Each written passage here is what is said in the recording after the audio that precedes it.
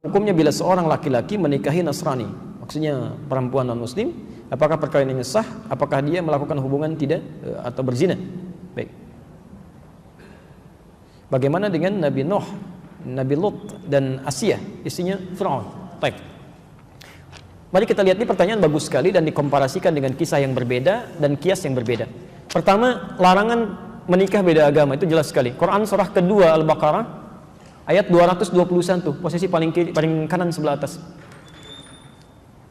Quran surah kedua Al-Baqarah ayat 221. Oke, wala tankihul musyrikati hatta yu'min, wala amatun mu'minatun khairum min musyrikati walau a'jabatkum. Wala tunkihul musyrikina hatta yu'minu, wala 'abdun mu'minun khairum min musyriki walau a'jabakum. Ulaika yad'una ila an-nar. Ulaika yad'una ila an-nar. Allahu akbar. Wala tankihul musyrikat, jelas, dan jangan pernah nikahi perempuan yang musyrik. Jadi enggak boleh laki-laki muslim menikah dengan perempuan yang musyrik, itu enggak boleh, haram hukumnya. Laknya nahyi di situ. Ya. Bapak Ibu sekalian, mana yang musyrik itu apa musyrik? Menyekutukan Allah kan? Ya, menyekutukan Allah. Ya, bagaimana dengan orang yang mengatakan Tuhan itu ada bapaknya, ada anaknya, kan? Tuhan itu tiga, Tuhan itu bersyirikat. Itu yang paling musyrik luar biasa. Itu kezaliman terbesar. Innasyirka la zulmun azim, kan? Makanya kata Ibnu Abbas, tidak ada kemusyrikan paling besar, kezaliman paling besar di samping yang mengatakan Tuhan punya anak. Oke. Jadi kita langsung bisa jawab saja bahwa seseorang yang menikah dia dalam keadaan muslim, sudah tahu dalam keadaan muslim, kan? Kemudian dia menikahi hal yang dilarang di Quran, maka hukumnya maksiat. Di pernikahannya dipandang sebagai pernikahan yang maksiat, hubungannya masuk dalam kategori zina sepanjang dia tidak bertobat dan kembali kepada Allah Subhanahu wa taala. Dan fasakh hukumnya, kalau diketahui dia harus dipisahkan. Ya. Kalau Assalamualaikum warahmatullahi wabarakatuh. Ikhwana dan muslimin yang dimuliakan Allah, di dalam video tersebut adalah video dari Wah.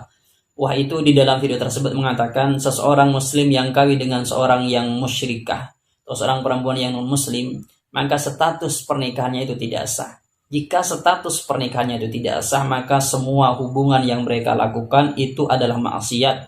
Hatta jimaanya juga maksiat. Kalau jimaanya itu maksiat, maka anak yang dihasilkan adalah berupa anak zina. Wah ini berlandaskan dengan ayat Al-Quran di surat Al-Baqarah, yaitu wala tankihul musyrikati hatta yu'minna. Dengan ayat ini Wah mengatakan di dalam ayat tersebut lanya itu adalah lanahi. Jadi menikahi perempuan yang musyrikah tidak boleh.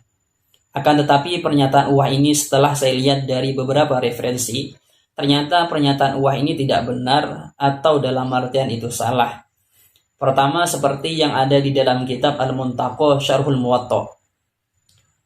Di sini dikatakan bahwasanya ayat wala tankihul musyrikati hatta yu'minna itu ditaksis dengan ayat wal muhsanatu minal ladzina utul kitaba min qablikum. Jadi keumuman ayat wala tankihul musyrikati itu ditaksis atau dibatasi dengan ayat wal muhsanatu. Jadi menikahi perempuan yang musyrikah atau non muslim itu tidak mesti, itu tidak boleh. Akan tetapi kalau mereka itu adalah merdeka, maka diperbolehkan. Jadi di dalam ayat wala tankihul musyrikati itu diarahkan jika musyrikahnya itu seorang budak maka tidak diperbolehkan. Jika seorang perempuan yang al-harair atau yang merdeka maka diperbolehkan.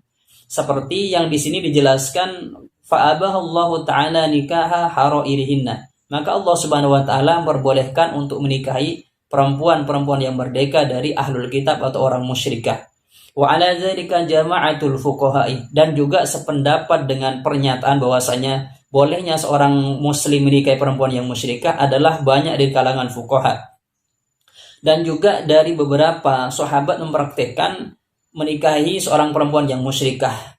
Wa qad tazawwaja jama'atun minas sahabati ahlul kitab minhum Utsman bin Affan wa Talha bin Ubaidillah radhiyallahu anhuma. Salah satunya yang menikahi perempuan yang musyrikah adalah Utsman bin Affan, Talha bin Ubaidillah. Wala na'lamu ahadan mana'ahu ghairu Abdullah bin Umar. Dan dikatakan tidak ada yang melarang menikahi seorang perempuan yang musyrikah kecuali Abdullah bin Umar. Jadi kesimpulannya di dalam kitab ini bahwasanya keumuman ayat wala tankihul musyrikati, yaitu tidak bolehnya menikahi perempuan yang musyrikah, itu ditaksis atau dibatasi dengan ayat wal muhsanatu minal ladzina utul kitaba min qablikum. Jadi kalau dikatakan bahwasanya seorang perempuan yang musyrikah tidak boleh dikawini, maka pernyataan ini tidak benar, bertentangan dengan ayat Al-Quran, wal muhsanatu minal ladzina utul kitaba min qablikum. Kemudian kalau kita lihat pandangan dari 4 madhab, yaitu di dalam kitab Al-Fiqhu alal Madzahibil Arba'ah karangannya Syekh Abdurrahman Al-Jaziri, di sini dikatakan Al-Hanafiyatu qalu yahrumu tazawwujul kitabiyati idza kanat fi daril harbi ghairu khadi'atin li ahkamil muslimina. Menurut kalangan ulama Hanafiyah, menikahi perempuan yang kitabiyah itu tidak diperbolehkan, itu diharamkan ketika tempatnya itu fi daril harbi, dan perempuan tadi tidak dimungkinkan atau tidak bisa untuk taat kepada aturan-aturan Islam. Amma idza kanat zimmiyatan wa yumkanu ikhda'uha lil qawanini al-islamiyati fa innahu yukrahu nikahuha tanzihan. Apabila menikahi perempuan yang musyrikah, kafir atau muslim, berupa kafir dhimmi, dan dimungkinkan untuk diajak taat kepada aturan-aturan Islam, maka menikahinya itu dimakruhkan. Makruhnya itu makruh tanzih, tidak sampai pada taraf haram atau makruh tahrim. Jadi menurut ulama Hanafiyah ini ada 2 hukum, bisa diharamkan, bisa dimakruhkan. Diharamkan jika perempuan tersebut yang kafir atau musyrikah atau non-muslim ini tidak bisa untuk diajak taat kepada aturan Islam. Kedua, dimakruhkan makruh tanzih apabila perempuan tersebut atau yang kitabiyah ini atau yang musyrikah atau non-muslim ini bisa diajak untuk taat kepada aturan-aturan Islam. Itu di dalam madhab Hanafiyah. Kemudian kalau kita lihat di dalam madhab Malikiyah, lahum ra'yani fi dzalika, ahaduhuma anna nikahal kitabiyati makruhun mutlaqan sawa'an kanat zimmiyatan aw harbiyatan. Menurut ulama Malikiyah, menikahi perempuan yang kitabiyah atau musyrik atau muslim itu ada 2 pendapat. Pendapat yang pertama itu mengatakan itu makruh secara mutlak, baik kafirnya itu dhimmi atau harbi. Pendapat yang kedua, menikahi seorang perempuan yang kitabi atau musyrik atau muslim itu diperbolehkan atau tidak dimakruhkan. Karena dohirnya ayat itu menjelaskan bahwasanya bolehnya menikahi seseorang yang kitabiyah atau yang non-muslim atau yang musyrikah. Jadi di dalam mazhab Malikiyah ini ada 2 pendapat. Pendapat yang pertama itu mengatakan menikahi perempuan yang kitabi atau musyrikah atau non-muslim itu makruh secara mutlak. Yang kedua mengatakan itu tidak dimakruhkan atau diperbolehkan karena merujuk pada dohirnya ayat yang mengatakan ayat tersebut memperbolehkan menikahi perempuan yang kitabi atau musyrik atau non-muslim. Karena menurut mazhab Malikiyah ini memperbolehkannya Allah Subhanahu wa taala mengawini seorang perempuan yang kitabiah tentu ada masalah-masalah yang ada di sana. Di sini dijelaskan salah satu masalahnya adalah idz qad yatarattabu ala musaharatil kitabi maslahatun lid-dini wa izazul lahu aw daf'un lil masyakili wal qada'i 'alal ahqadi wat taghaini. Artinya menjalin hubungan kerabat dengan musyawarah dengan non-muslim itu ada masalah yang kembali kepada agama, dan juga terkadang itu meninggikan agama, istilahnya itu membuat agama ini lebih tinggi, dan juga menolak muskil-muskil atau prasangka-prasangka yang tidak baik dari orang-orang yang hasud atau orang-orang yang hasad. Fadlan amma fi dzalika min i'lami samahatid dini wa tasahulihi ma'al mukhalifina fil aqidati min ahlil kitabi. Lebih-lebih di dalamnya ada i'lan bahwasanya agama Islam ini penuh dengan toleransi, penuh dengan tasahul kepada agama-agama yang berbeda dengan akidahnya dengan orang Islam. Jadi menurut ulama Malikiyah ini menikahi perempuan kitabi atau musyrik atau kafir atau non-muslim ini mempunyai masalah yang kembali kepada agama, dan juga memberitahukan bahwasanya agama Islam ini penuh toleransi terhadap akidah-akidah di luar agama Islam ini. Kemudian menurut madhab Syafi'iyah di sini dikatakan qalu yukrahu tazawwujul kitabiyati idza kanat fi daril islami. Menurut ulama Syafi'iyah dimakruhkan menikahi perempuan kitabiyah atau musyrikah atau kafirah apabila berada di daril Islam. Apa daril Islam atau darul Islam itu? Yaitu seperti di Indonesia semisal seperti itu. Fa in kana yarju islamaha fayusannu lahu tazawwujuha.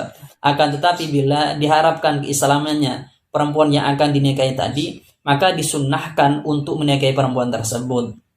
Maka dikatakan di sini wa min hadza yattadhihu anna al-mas'alatah da'iratun wara al-maslahati wal mafsadati. فإذا ترتب على زواجها مصلحة كان الزواج ممدوحا وإذا ترتب عليه مفسدة كان مكروها. Artinya adalah di dalam mengawini perempuan yang non muslim atau yang kafir atau musyrikah ini ada maslahah dan ada mafsadahnya. Jika ada maslahah yang ditimbulkan ketika mengawini perempuan yang non muslim atau kafir atau musyrikah, maka mengawininya tersebut itu mamduhan. Apabila mengawini perempuan yang non muslim atau kafirah atau musyrikah ini ada mafsadah yang ditimbulkan, maka mengawininya itu adalah makruhan atau dimakruhkan.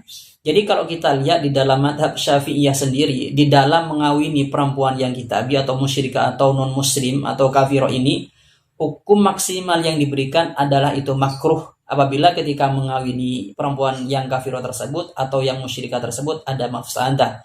Jadi tidak sampai itu diharamkan. Jadi sebenarnya di dalam 4 madhab ini, di dalam mengawini perempuan yang kafir atau kitabi atau musyrikah ini, semuanya itu mengarah diperbolehkan. Apabila di dalam mengawini perempuan yang non muslim ini ada masalah yang ditimbulkan. Jadi kalau dikatakan bahwasanya seorang laki-laki yang mengawini perempuan yang non muslim, maka kawinnya itu tidak sah atau maksiat, maka saya kira melihat ibarat ini sangat bertentangan dengan apa yang disampaikan oleh 4 madhab. Apalagi mereka tidak memperinci ya dengan hukum-hukum yang ada. Maka kalau dikatakan bahwasanya mengawini perempuan yang kitabi atau musyrik atau non muslim atau seorang yang kafir, maka diharamkan secara mutlak. Saya kira pemutlakan ini bertentangan dari pendapat 4 madhab. Jadi kalau bertentangan dengan 4 madhab, maka siapapun atau pendapat siapapun ya tidak boleh untuk kita ikuti. Karena orang tersebut tidak lebih alim daripada ulama 4 madhab atau dari sahibul madhab. Kemudian kalau kita lihat di dalam kitab Al-Bayan fi Madhabil Imam Syafi'i, di sini ada pernyataan Imam Syafi'i yang dikutip di dalam kitab ini, yaitu Imam Syafi'i mengatakan qala Syafi'iyyuh rahimahullahu ta'ala wa ahlul kitabi alladzina yahillu nikahu harairihinna al-yahudu wan nasara dunal majusi. Seorang perempuan non muslim yang boleh dikawini adalah non muslim yang Nasoro atau Yahudi, bukan yang Majusi. Beliau juga mengatakan wa jumlatu dzalika annal musyrikina ala salasati adrubin. Orang musyrik itu ada 3 macam. Pertama, dharabun lahum kitabun wa dharabun la kitaba lahum wa la syubhata kitabin wa dharabun lahum syibhatu kitabin. Orang musyrikah itu ada 3 golongan. Yang pertama itu yang mempunyai kitab, kedua yang tidak mempunyai kitab dan tidak mempunyai keserupan kitab, yang ketiga mempunyai keserupan kitab. Jadi kalau agama yang punya kitab, dikatakan oleh Imam Syafi'i, fayahillu lil muslimi nikahu harairihinna wa wat'ul ima'i minhum bimilkil yamini wa bihi qala 'ammatu ahli ilmi. Kalau mengawini seorang perempuan yang punya agama, yang agama tersebut ada kitab yang diturunkan oleh Allah Subhanahu wa taala seperti orang kafir yang ada di Indonesia, maka menikahi perempuan musyrikah atau kafir tersebut atau non muslim itu diperbolehkan atau dihalalkan. Jadi Imam Syafi'i sendiri membagi orang musyrikah itu terhadap 3 bagian tadi. Kalau yang punya kitab atau agama yang punya kitab, maka mengawini perempuan tersebut yang non muslim itu diperbolehkan. Kesimpulannya adalah menikahi non muslim itu ada beberapa penafsiran. Akan tetapi penafsiran yang kuat mengatakan itu diperbolehkan. Karena mengawini non muslim itu ada beberapa masalah yang kembali kepada Islam ini sendiri. Dan jika ada seorang yang mengatakan tidak boleh kawin dengan non muslim karena berlandaskan ayat wala tanggihul musyrikati, maka orang tersebut telah salah. Karena ayat wala tanggihul musyrikati hatta yu'minna itu ditakhsis dengan ayat wal muhsanatu minal ladina utul kitaba min qablikum. Mungkin itu yang bisa saya sampaikan, semoga bermanfaat. Dari saya atau pesan saya pada teman-teman, ketika ada seorang yang bertentangan dengan 4 madhab misalnya seperti itu, tidak bisa kita katakan orang yang bertentangan ini yang benar, 4 madhab yang salah. Maka kita harus mengukur kebenarannya itu memang dengan sesuai referensi. Saya menyampaikan ini bukan dalam rangka istilahnya itu saya yang paling benar, bukan seperti itu. Tapi saya menilai pendapat seorang itu berdasarkan dari kitab-kitab ulama terdahulu atau dari 4 madhab. Sehingga kalau pendapat orang tersebut itu tidak sesuai dengan 4 madhab, perlu untuk kita koreksi. Agar orang yang ikut pada orang ini tahu bahwasanya dalam 4 madhab itu ternyata berbeda dengan apa yang disampaikannya. Dan misalnya seorang itu sudah sesuai dengan 4 madhab pendapatnya, tidak perlu untuk kita koreksi. Jadi dalam kita mengoreksi seseorang itu yang tidak sesuai saja dengan 4 madhab atau pendapatnya para ulama. Sebab kalau tidak dikoreksi maka orang-orang awam menyangka itu hal yang benar atau itu adalah suatu kebenaran. Mungkin ini yang bisa saya sampaikan. Semoga bermanfaat dari saya. Assalamualaikum warahmatullahi wabarakatuh.